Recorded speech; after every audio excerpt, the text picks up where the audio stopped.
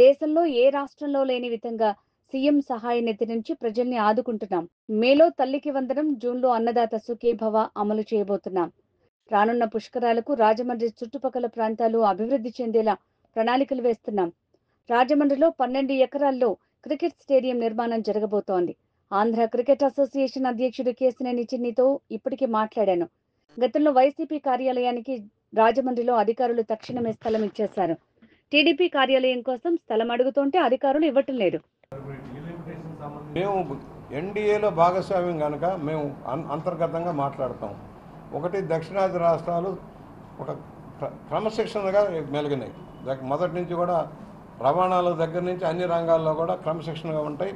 జనాభా నియంత్రణలో కూడా అగ్రగామిగా పనిచేసినాయి. దానివల్ల అభివృద్ధి కూడా జరిగింది ఈ రాష్ట్రాల్లో.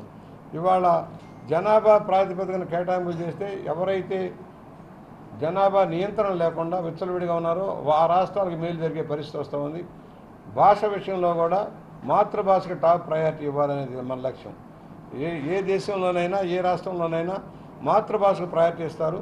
త్రిభాషా సిద్ధాంతం ఉండొచ్చు కాక అది ఆప్షనల్ అంతవరకు. మాతృభాషలో విద్యాభూషణ అనేది తెలుగుదేశం పార్టీ విధానం. ఇతర ప్రయోజనాల మంది కూడా ఇంగ్లీష్ కానీ హిందీ కానీ నేర్చుకోవడంలో తప్పు లేదు. కానీ టాప్ ప్రయారిటీ మాతృభాషలోనే అనేది మా నిర్ణయం. అలాగే ఇవాళ ఏదైతే ఉందో సీట్లు తగ్గిపోకూడదు. జనాభా తగ్గిన వంకతోడి దక్షిణాది రాష్ట్రాల క్రమశిక్షణకు మారుపేరుగా ఉండే ఈ ప్రాంతాలకి పనిష్మెంట్ రాకూడదు. ఆర్థిక వెసులుబాటులో కూడా నష్టం జరుగుతుంది. ఫైనాన్స్ కార్పొరేషన్ ఇచ్చే నిధుల్లో కూడా వాటాలో నష్టం జరుగుతుంది. దాన్ని మనం సరిచేయాలని రాష్ట్ర ప్రభుత్వం మాట్లాడుతుంది. అంతర్గతంగా ముఖ్యమంత్రి గారు, పవన్ కళ్యాణ్ గారు కూడా కేంద్రంతో మాట్లాడుతూ ఉన్నారు.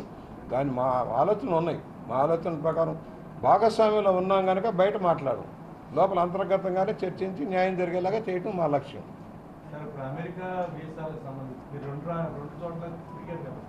నేను అంటున్నాను, మా పిల్లలు వెళ్ళే రోజున కాలేజీలు లేవు, సీట్లు లేవు. ఇన్ని మెడికల్ కాలేజీలు, ఇన్ని ఇంజనీరింగ్ కాలేజీలు, ఇన్ని ఎంబీఏలు, ఐటీ కాలేజీలు లేవు. నేనేమంటానంటే మన దేశంలోనే చదువుకుందాం, అవకాశాలు పెంచుదాం.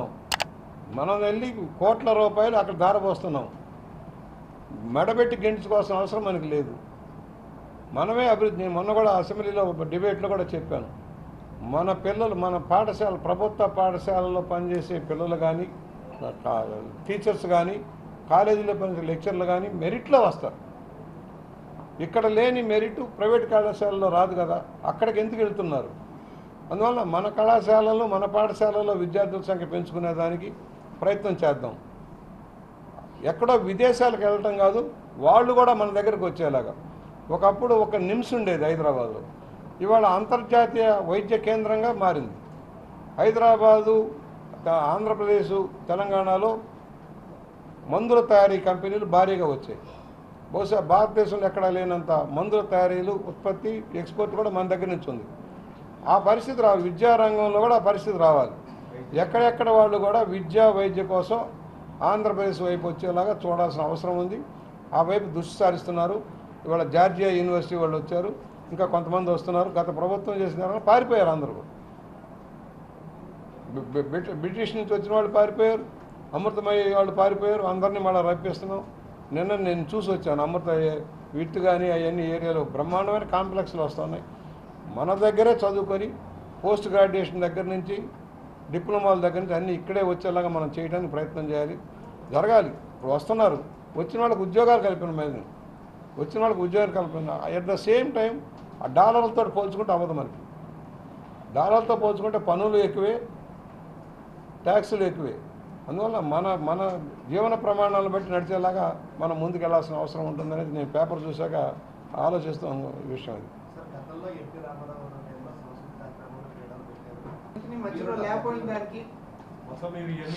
ఒక ఉత్సాహం, అందరినీ రమ్మన్నాం, క్రీడా పోటీలు పెట్టాం, క్రీడా స్ఫూర్తి ఆడాము. నేను ఆడాను.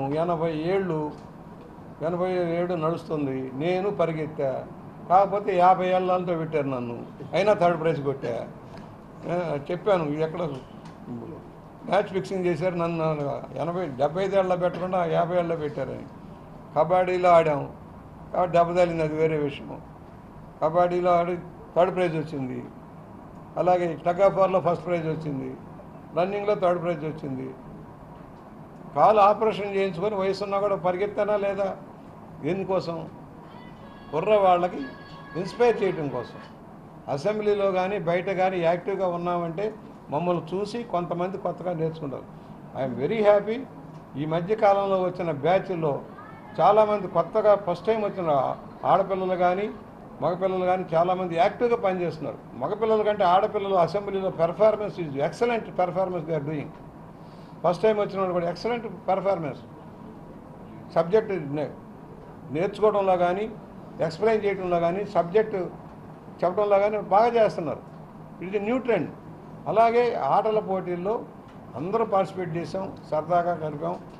పెద్ద క్రీడాకారులు కాకపోవచ్చు కానీ ఒక రాష్ట్రంలో క్రీడా స్ఫూర్తిని పెంచడం కోసం ఈ కార్యక్రమాలు చేసాం, రోల్ మోడల్గా చేసాం, సక్సెస్ఫుల్గా ఉంది.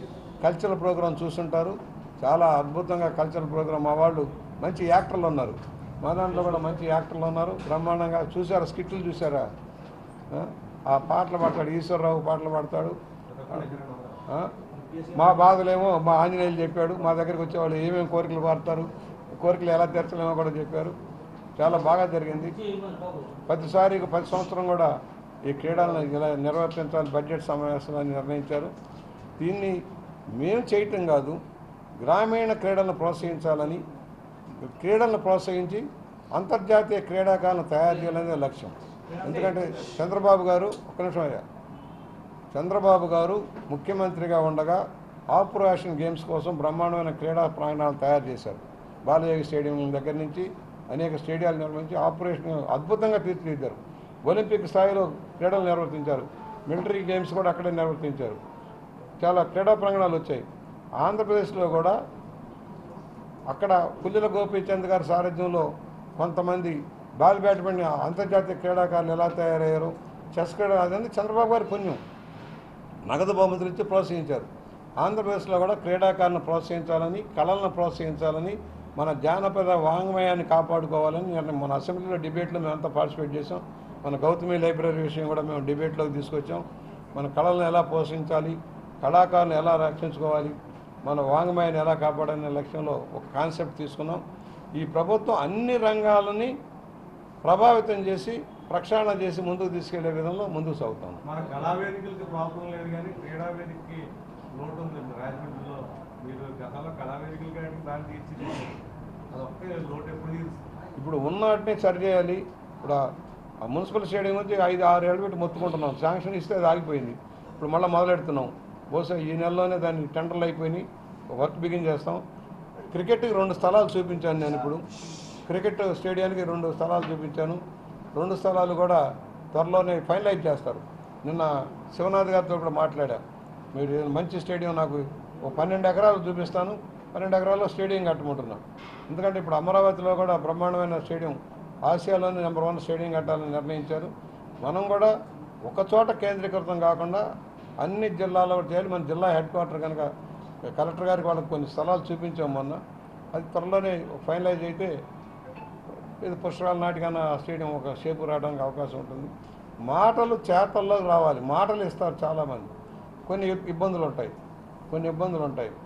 ఇవాళ వైఎస్ఆర్ పార్టీ ఆఫీస్కి స్థలం కావాలంటే 5 నిమిషాలు ఇచ్చారు. మా పార్టీకి ఆఫీస్ కావాలంటే ఆయనకి అడ్డంకులు పెడుతున్నారు మా అధికారులు. అది కాదు, ఆర్ఎన్బి స్థలం కబ్జా చేసి కట్టేశారు, పర్మిషన్లు ఏమీ లేవు. మరి మేమే పార్టీ ఆఫీస్కి ఆ స్థలం చూపించమంటే ఒప్పుకోవట్లేదు జిల్లా ఆఫీస్కి.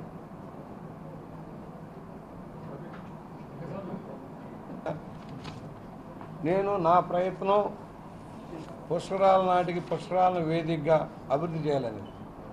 ఏదో అల్లాటప్పంగా 4 టెంట్లు వేసో 10 మంది వస్తే పోతే కాదు. పుష్కరాల వేదికగా రాజమహేంద్రవరం చుట్టుపక్కలంతా కూడా అభివృద్ధి చెందాలి. ఇది మాస్టర్ ప్లాన్. ఇప్పుడే ప్లానింగ్ వాళ్ళతో కూడా మాట్లాడాలి. ఏదమ్మా 2 స్థలాలు ఉన్నాయి. బొమ్మూరులో ఒకటి ఉంది, ఆవులో ఒకటి ఉంది. 2 స్థలాలు చూపిస్తున్నాం, వర్కౌట్ చేస్తున్నాం. ఇప్పుడు రోడ్లు వైడనింగ్ చేయాలి. కొన్ని రోడ్లు మాస్టర్ ప్లాన్లో గతంలో చేసాం. ఇప్పుడు మళ్ళీ కొన్ని రోడ్లు మాస్టర్ ప్లాన్ ఇంప్లిమెంట్ చేయాలి. మాస్టర్ ప్లాన్ కూర్చుంటాను అన్నాను. ఎందుకంటే నాకున్న అనుభవాన్ని అవగాహనని అధికారులకు చెప్పి చేయించడం నా బాధ్యత. నా సుదీర్ఘ అనుభవం పనికి వస్తే ఉపయోగించుకుంటారు. లేదంటే వాళ్ళ ఇష్టం. అంటే మీలాంటి వ్యక్తితో పుష్కర టీం మీద ఒకటి పెట్టాలి కదా సార్ గురించి ప్రయాణం చూద్దాం, అది ముఖ్యమైన. నా బోటాలు ఏముంది, ఎంతోమంది అందరం మనందరం కలిస్తేనే పుష్కరాలు. నేను ఒక్కడిని కాదు కదా, మీరు నేను, మీరు రోజు ఇచ్చే పబ్లిసిటీ, మీరు చెప్పే సూచనలు సలహాలు, అధికారులు, కొంతమంది అవగాహన ఉంటే, కొంతమంది అవగాహన లేనంటే అవగాహన కల్పిద్దాం. నాకు 42 సంవత్సరాల అనుబంధం ఏదైతే ఉందో, సుదీర్ఘ అనుభవం ఉందో రంగరించి చెప్పడానికి ప్రయత్నం చేస్తాను. వింటారా? ఇప్పుడు ఒకప్పుడు నేను ఎమ్మెల్యే అయ్యేటప్పటికి టాయిలెట్లు లేవు, పబ్లిక్ ప్లేస్లన్నీ టాయిలెట్లే. ఇవాళ ఆ పరిస్థితి ఉందా? ఫస్ట్ టాయిలెట్ స్కీమ్, లో కాస్ట్ శానిటరీ సిస్టమ్ రాజమండ్రిలో నేనే తెచ్చా, ఫస్ట్ ఇండియాలోనే. IDSMTలో స్లమ్ములన్నీ క్లియరెన్స్ చేసాం, సులభ కాంప్లెక్స్లు కట్టించాం, గోదావరి బండ్ అంతా ఇంప్రూవ్ చేసాం, ఆటో నగర్ వచ్చిన, హౌసింగ్ బోర్డు కాలనీలు వచ్చిన, వివిధ కాలనీలన్నీ నా టైంలో వచ్చినాయి. మురికిపేటలు లేవు రాజమండ్రిలో. Water scheme maximum highest water per capital water ఇస్తున్న రాజమండ్రిని తీర్చిదిద్దాం.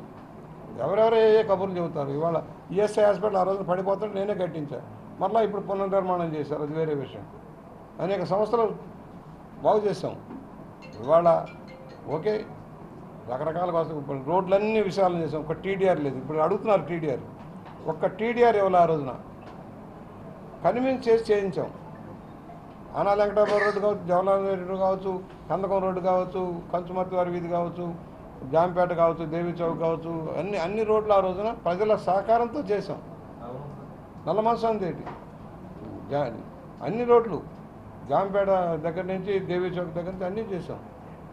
ఆ రోడ్లు ప్రజలు సహకరించారు, నాయకుడిని నమ్మారు, ప్రజలు సహకరించారు, పనులు చేయగలిగారు. లబ్ధి అందరికి లబ్ధి అయింది, ఊరికి లబ్ధి అయింది, వాళ్ళకి లబ్ధి అయింది. వాళ్ళ ఎసెట్ వాల్యూలు పెరిగినాయి. మీకు తెలుసా, మున్సిపల్ కాలనీ 1900 రూపాయలకు ఒక్కొక్క ఇల్లు రిజిస్ట్రేషన్ ఇచ్చాను, 1900 రూపాయలకు మున్సిపల్ కాలనీ ఇచ్చాను. మీకు ఎవరికైనా తెలుసా ఇవాళ ఎంత దాని ఖరీదు? దేవి చౌక్లో వెంకటేశ్వర మఠం దగ్గర కానీ, నేషనల్ స్కూల్ కానీ 200 రూపాయల చొప్పున గజం ఇచ్చాం, 200 రూపాయల గజం రిజిస్ట్రేషన్ చేసి ఇచ్చాను. ఈ రోజున ఎవరన్నా చేయమనండి, ఒక్కడిని చేయమనండి. నేనేమన్నా ఒక సెంటు భూమి తీసుకున్నానా? తీసుకోలేదు కదా, చేయించాను. కొన్ని వేల మంది బెనిఫిట్ అయ్యారు. ఇవాళ మీరు అడిగారు కనుక చెబుతున్నా, కొన్ని వేల మంది బెనిఫిట్ అయ్యారు. వెంకటేశ్వర మఠం కావచ్చు, నేషనల్ స్కూల్ కావచ్చు, RCM చర్చి దగ్గర కావచ్చు, కోట్లింగాలపేట కావచ్చు. మిగిలిపోయిన వాళ్ళు వీళ్ళ లవ్వోది ఇవ్వమన్నారు, చేసుకోలేకపోతే.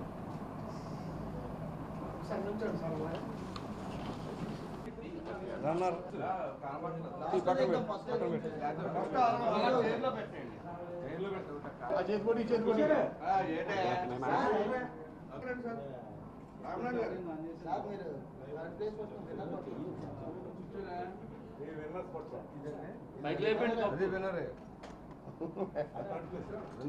55 yearsలో 80 years మ్యాన్ మరుగు పందులను గెలిచి వచ్చాడు. మరి